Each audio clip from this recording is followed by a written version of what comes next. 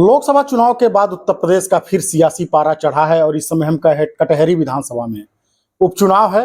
आपको बता दें कि 1991 के बाद से भारतीय जनता पार्टी यहां पे अपनी उपस्थिति दर्ज नहीं करा पाई है और चुनाव दर चुनाव भारतीय जनता पार्टी को हार का सामना करना पड़ता था। कटहरी चुनाव में प्रभारी बनाए गए हैं, बीजेपी के एमएलसी हैं डॉक्टर धर्मेंद्र सिंह, गोरखपुर से बिलोंग करते हैं। इसके पूर्व में कई विधानसभाओं में प्रभारी बनाए गए, रिजल्ट बेहतर रहा और भारतीय जनता पार्टी इस उम्मीद को इनको प्रभारी बनाई है कि कुछ अलग हटके कटहरी में इस बार देखने को मिलेगा। एमएलसी साहब, सबसे पहला सवाल यह है कि क्या देखते हैं कटहरी में आपकी उपस्थिति 1991 के बाद से अभी तक दर्ज नहीं हो पाई? मैंने कटहरी में 2-3 महीने से देखा जिस प्रकार से गांव-गांव में कटहरी में विकास होना चाहिए, वो विकास का पहिया यहाँ पर रुका हुआ है और कुछ लोग जो यहाँ जनप्रतिनिधि हैं वो केवल अपने खास लोगों को, अपने परिवार और अपना एम्पायर खड़ा करने में अपना पूरी ताकत लगाए हैं। और इसलिए मैं कह सकता हूं कि कटहरी की जनता ने मन बना लिया है कि मोदी जी और योगी जी ने जो विकास का काम देश में और प्रदेश में किया है, वो यहाँ एक परिवारवाद और वंशवाद के खिलाफ एक राष्ट्रवाद की लड़ाई है, एक अमीर और गरीब की लड़ाई है। समाजवादी पार्टी ने उन सिद्धांतों को धता बताया है जो डॉक्टर राम मनोहर लोहिया जी, जो इसी धरती के लाल थे, इसी अकबरपुर में पैदा हुए थे और डॉक्टर राम मनोहर लोहिया जी ने कहा था कि देश के लिए सबसे बड़ा कोई घातक है तो वो वंशवाद और परिवारवाद है। और समाजवादी पार्टी लगातार केवल अपना घर ठीक करने के लिए, अपने लोगों को ठीक करने के लिए या आम जनता को उनके हाल पर छोड़ने का काम किया है। भारतीय जनता पार्टी ने एक धर्मराज निषाद जैसे एक सहज और सरल व्यक्ति को यहाँ पर उतारा है और यहाँ की जनता ने हाथों हाथ लिया है। यहाँ की जनता को के मन में विश्वास हुआ है कि कटहरी का विकास भी अब उसी प्रकार होगा जैसे प्रदेश के अन्य जनपदों में हो रहा है। आप लंबे समय से यहाँ कार्य कर रहे हैं, कितनी चुनौतियां हैं? बहुजन समाज पार्टी का गढ़ रहा है, जो समाजवादी पार्टी के उम्मीदवार हैं वो भी बसपा से ही आते थे पहले, अब समाजवादी पार्टी का दामन थाम लिए। पीडीए का एक फार्मूला है जिसपे अखिलेश यादव ने बड़ा भरोसा जताया, 2024 में रिजल्ट भी मिला उन्हें और पीडीए के ही फार्मूले के तहत उन्होंने फिर वर्मा जी को टिकट दिया है।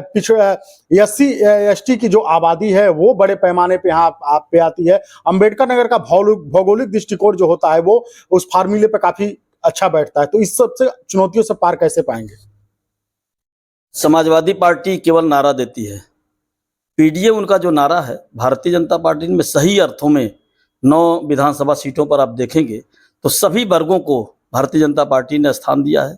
अति पिछड़े वर्ग को भी दिया, पिछड़े वर्ग को दिया, सामान्य वर्ग को भी दिया, समाज के सभी वर्गों को स्थान दिया है। लेकिन समाजवादी पार्टी केवल नारा कर देती है, 9 में से 6 सीटें केवल परिवार के लोगों को दिया है। ये परिवारवादी और वंशवादी लोग कभी देश का भला नहीं कर सकते, समाज का भला नहीं कर सकते। जो डॉक्टर लोहिया जी का ने जो बताया था उसका भला नहीं, उनकी बातों को नहीं कर सकते, तो वो किसी का भी भला नहीं कर सकते। डॉक्टर लोहिया की ये जन्मभूमि रही है, कर्म भूमि भी कह सकते हैं।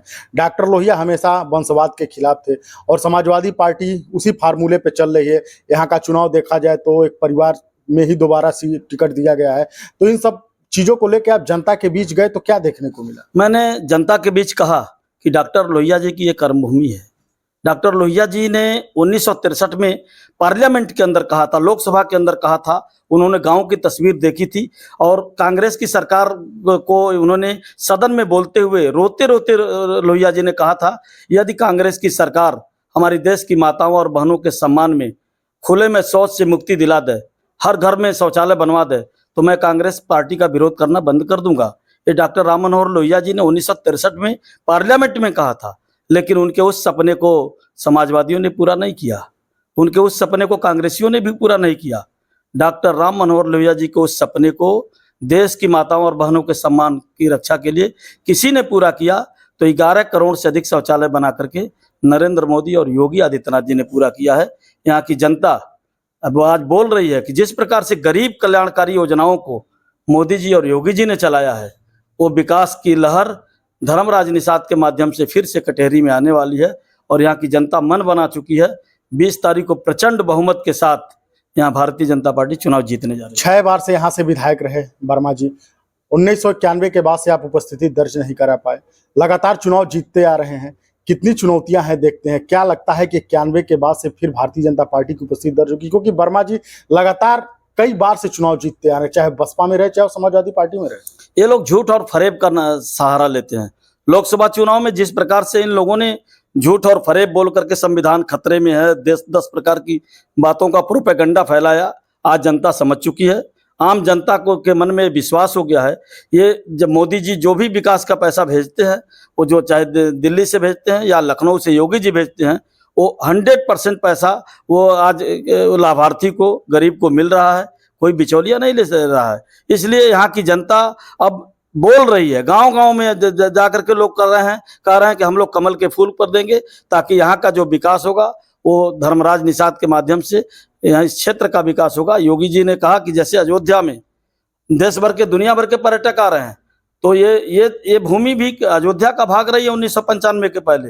योगी जी ने कहा हम श्रवण क्षेत्र धाम को और शिव बाबा धाम को उसी प्रकार अयोध्या की तर्ज पर विकसित करेंगे, ताकि अयोध्या से आने वाले पर्यटक को कटेहरी और अंबेडकर नगर में भी आए, यहाँ का भी विकास हो। इसलिए यहाँ की जनता ने मन बना लिया है, इस बार सपा और बसपा कहीं दिखाई नहीं देंगे।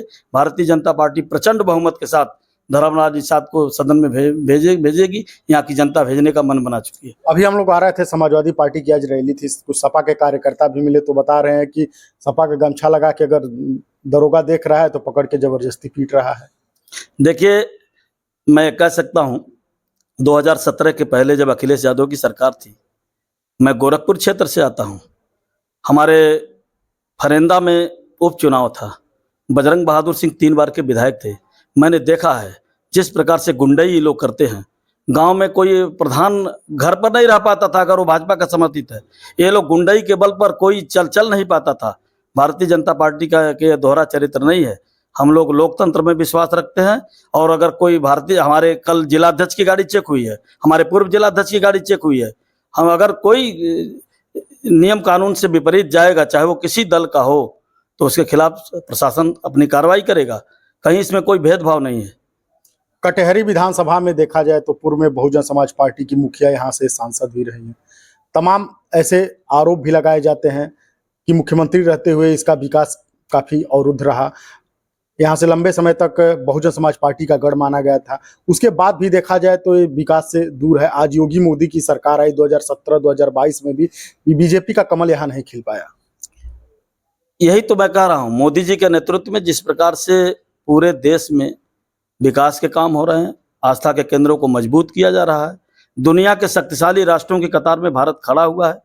उत्तर प्रदेश के अंदर जिस प्रकार से कानून का राज स्थापित हुआ है, विकास के काम हुए हैं, आस्था के केंद्रों को भी मजबूत किया गया। फिर भी आप जीत से दूर रहे। 17 बीत गया, 22 बीत गया। इस बार यहाँ की जनता ने मन बना लिया है, और मोदी और योगी, आप गांव-गांव जाकर, मैं कह सकता हूँ विश्वासपूर्वक, 2-2.5-3 महीने से मैं हूँ, यहाँ की जनता बोल रही है कि इन लोगों के झूठ और प्रोपेगेंडों को हटा करके अब विकास के नारे को यहाँ से कटहरी से बहाने का मन यहाँ की जनता ने बना लिया है। मोदी और योगी जी के हाथों को मजबूत करने के लिए धर्मराज निषाद को यहाँ जिताने का मन यहाँ की जनता ने बना लिया है।